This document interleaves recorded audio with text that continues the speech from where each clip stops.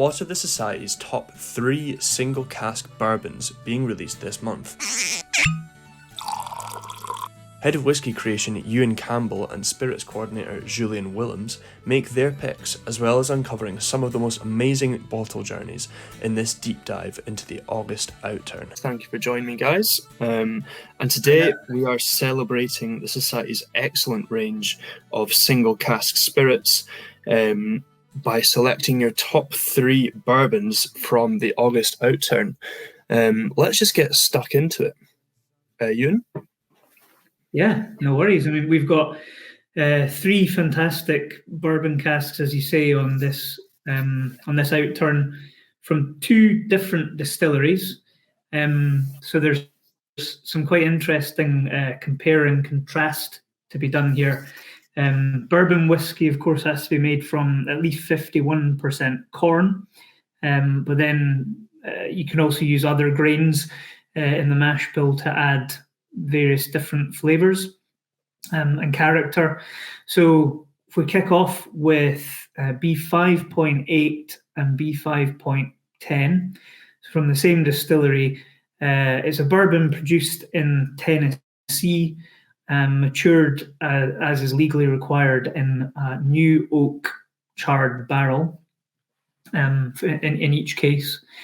And interestingly, these were matured in the US for 3 and a bit years, and then brought over in cask to mature in our warehouse in Scotland. So it's kind of had roughly 50-50 maturation in different climates and different countries.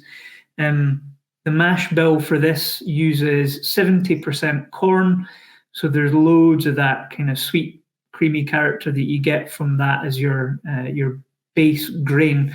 And then there's also 22% rye, which is adding in some herbal and kind of spicy notes there as well to complement. And there's 8% malted barley as well.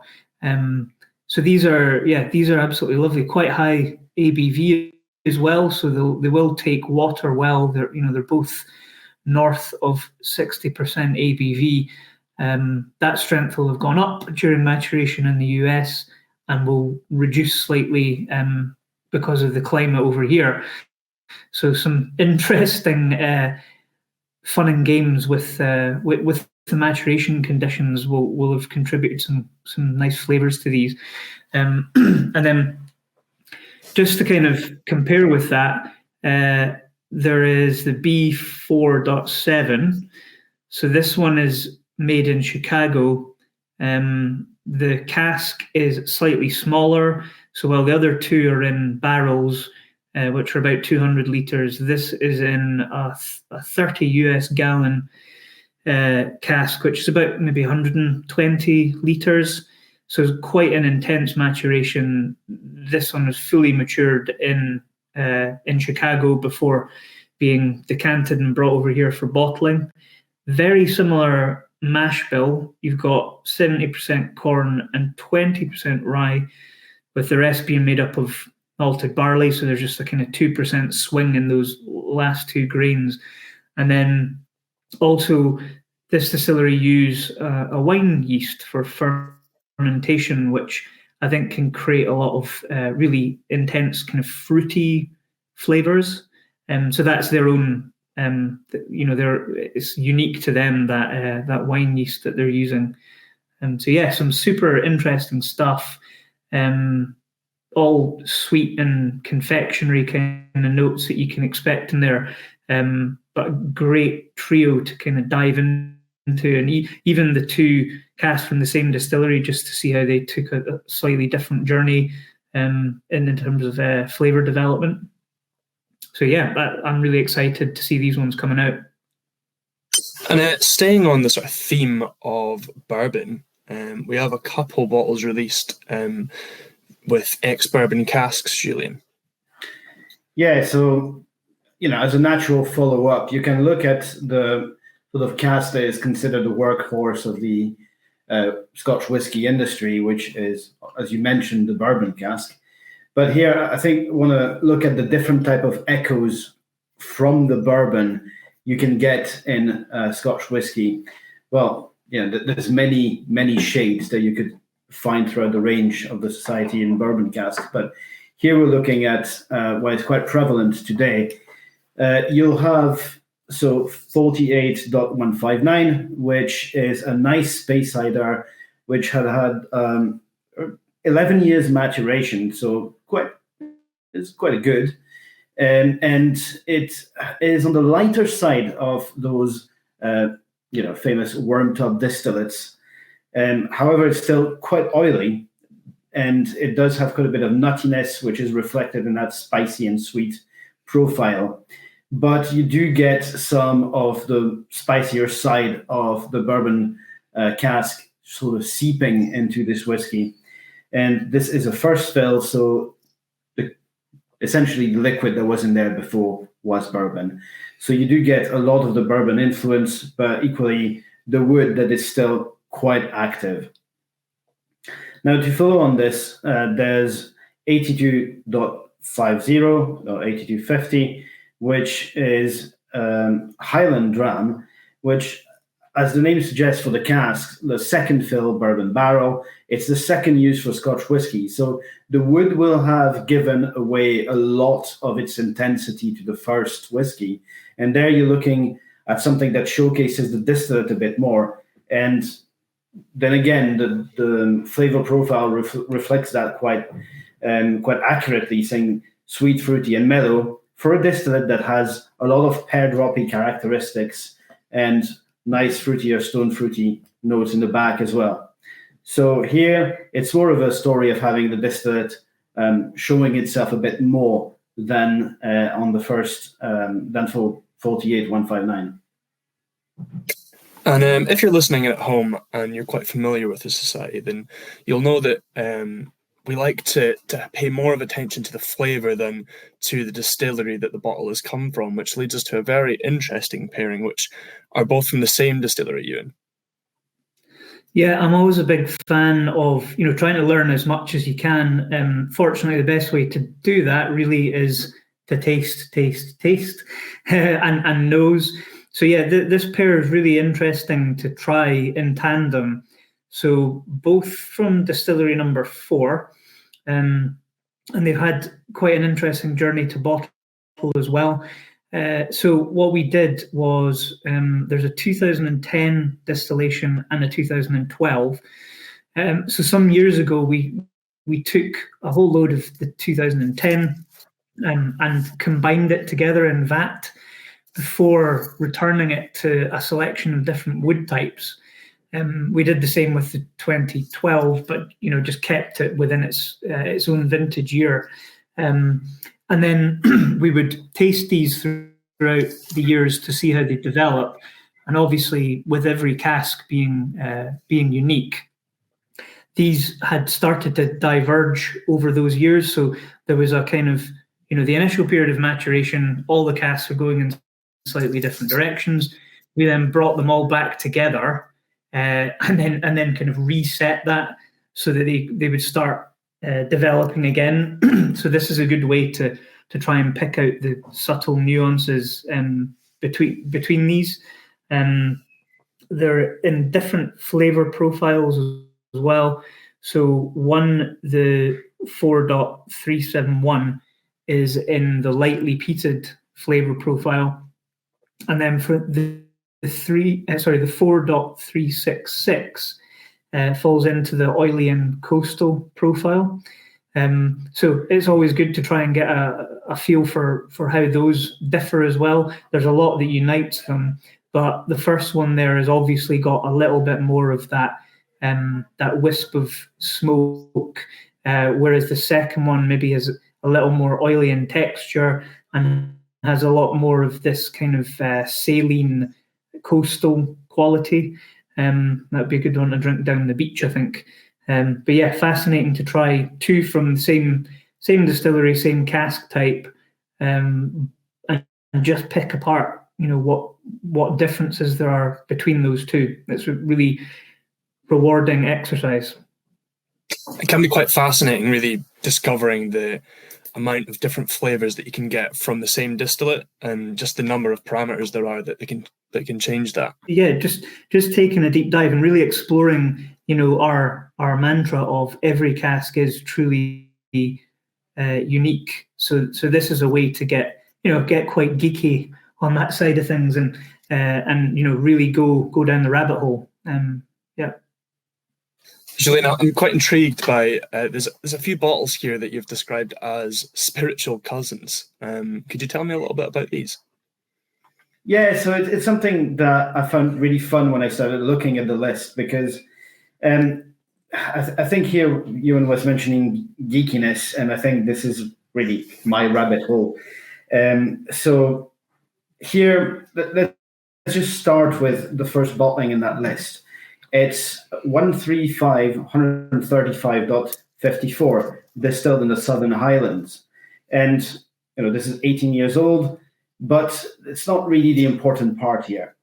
The important part is the nature of that distillate, having like a hyper fruity profile to start with, which could be linked with the cut points during distillation, but also with the fact that the fermentation at this distillery lasts for about 90 hours. So you get quite a fruity distillate, and this is obtained from a pot still. So in and of itself, it's a great dram, and it's a lightly peated dram. So you will enjoy a bit of smoke while having quite a bit of fruitiness here. Now, I took this because of the sort of similarities between the length of fermentation and a journey through different types of stills. The second one I want to mention, the second cask I would like to mention is 128.28, 128.28, which is distilled in Wales in what is called a Faraday still. So the Faraday still, the bottom kind of looks like a pot still, but the top of it looks much more like a column. And you essentially distill up to 92% or something of that strength. And so you get essentially a really light and fruity spirit.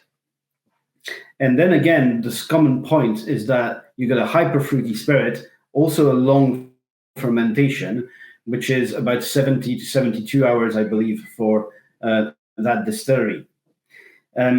Now, this is much younger, but you will notice some similarities between the distillates. Now, if you move on through that logic, the next logical step, I think, is G15, because if you look at this, it's back in the Southern Highlands, probably the same buildings as for 135.54, and you're talking about a small copper column. So here you've done away with the bottom part of the still, which for the Faraday still that you found in Wales is the bottom of a pot still, or very similar. And here you're talking about a full column, small one, and a full copper column. There's not that many. I think there's only one or two in Scotland whiskies that are distilled in copper columns. So yeah, again, you'll see a long fermentation time, something really, really fruity and really delightful. So here you'll find a light and delicate profile, which you could expect from a very light distillate and just a gentle maturation in first fill bourbon. Then we can move on to essentially the last bit, which it's less a spiritual cousin than the next evolution in the still sort of setup, in which you have a full industrial column, which is from distillery G8 for cask G825, and this is one of the late lowland grain distilleries, and sadly now closed down in 1993. And these stocks are getting increasingly rare, but they do still, reflect a different type of distillation, which is kind of a fun journey we've covered between 135 and G825. So, generally grain whiskies comes in various form, but Here, it's a very long maturation, 32 years. So, something to be enjoyed and sipped. We also have a bottle that's come from a climate that feels almost otherworldly compared to our very drizzly Scotch summer here. This has come from a very hot climate, Euan. Yeah, this has got a very interesting backstory. So 155.3 comes all the way from Israel. Only the third cask that we've released from that distillery. And what we've got is fairly experimental. It's an unpeated single malt spirit that has been matured for 4 years in a refill barrel. So it would have been bourbon initially, then it's been used for Scotch. And the last Scotch that was in there was an Islay whiskey. So yeah, you've got this unpeated spirit, but sort of a peated barrel, if you like. Normally, we've done a few experiments with this, and normally what you end up with is quite a kind of ashy quality, and not quite as impactful as you might expect for putting something into an ex-Islay cask. But here, it lies firmly in the peated flavor profile, so it's obviously come through a lot more. I think that might be to do with the climate as well. So the spirit has probably been able to just penetrate into the wood a little deeper, given the conditions for maturation. So yeah, that's called Salted Nuts and Burning Beach Huts, which conjures up some nice images there. But yeah, I highly recommended that one. That has a link to the Scotch industry itself through the reuse of that barrel. And Julien, you had your eye on a super oldie cask here from Distillery 12. So what tell us a bit about that one? Yeah, sure. So yeah, this is a distillery we've had a couple of Vaults Collection bottles from. And this one is a 33-year-old maturation into your first fill Pedro Jimenez Spanish oak, but it's full-term maturation in sherry as well. So that makes it an incredibly rare find for old sherry aficionados.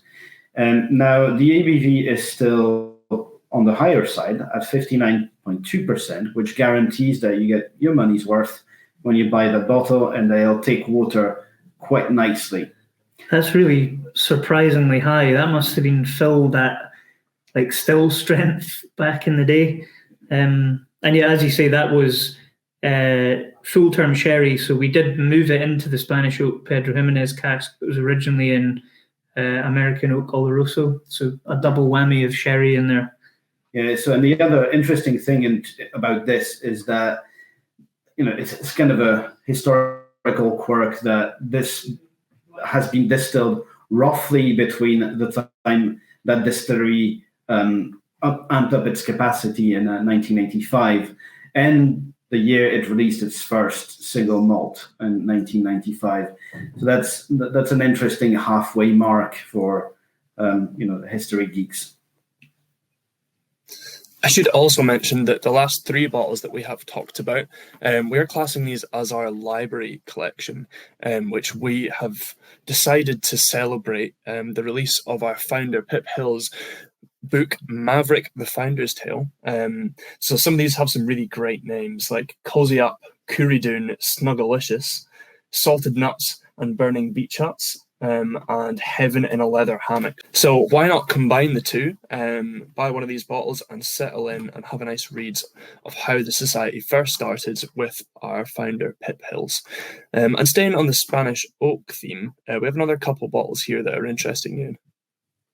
Yeah, we've got a really nice pairing here, both from Speyside. We've got 95.75 and 39.282.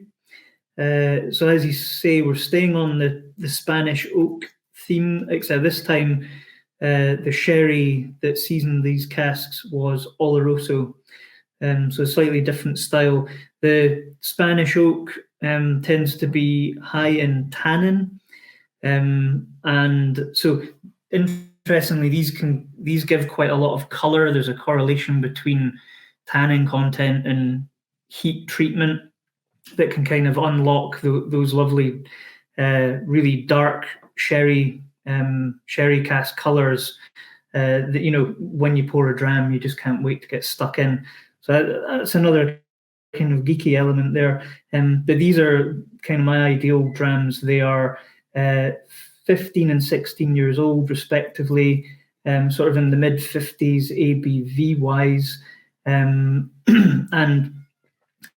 unpeated spirit in some absolutely cracking casks. So there's lots of baking spices, marzipan, chocolate, ginger, all that kind of character in there. The different flavor profiles as well. So the 95 is a kind of maybe more cereally, grassy spirit, and that's fallen into the deep, rich and dried fruits. Whereas the 39 is quite a kind of fruity, fresh, appley style of spirit, and that is in the spicy and sweet flavor profile. So those two definitely worth checking out. We also have something a little bit different coming in from Distillery 96, Julien, with a bourbon cask. Yeah, as we were talking about sherry, those are there are two offerings on this list that sort of jump at me, because there is the expectation, because of their home brands and because of what they produce, that these would be sherried whiskies. However, being who we are, these whiskies have been matured in bourbon casks rather than sherry.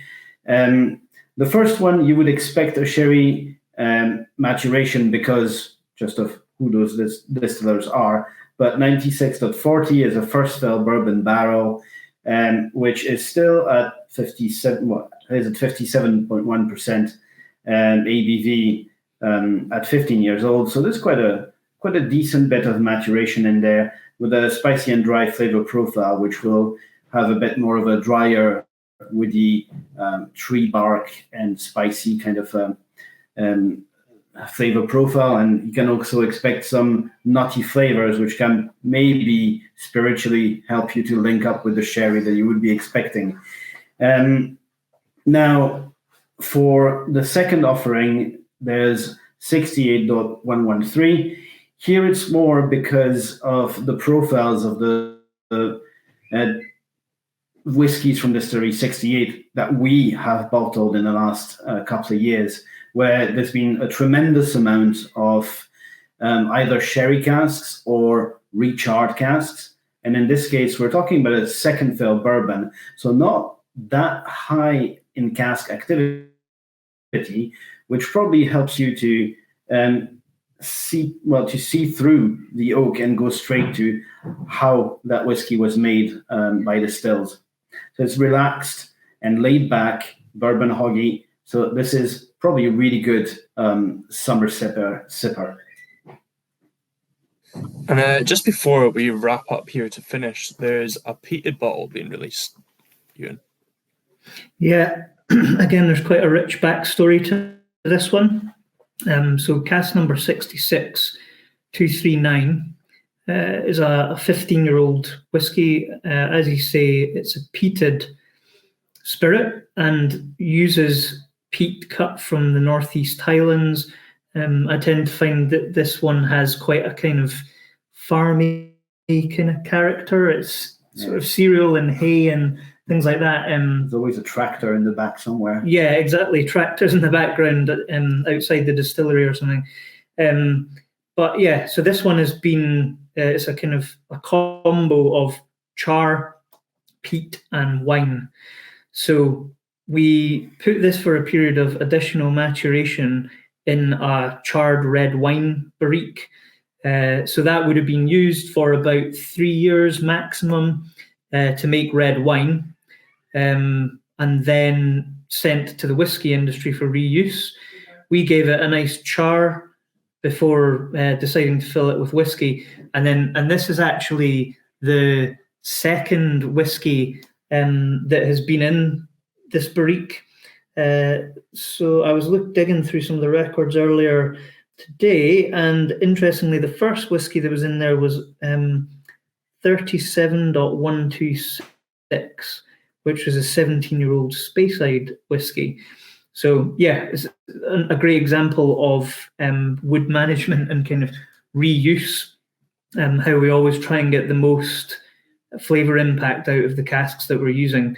So that's quite a unique offering there. I don't think there will be many of these around in the world.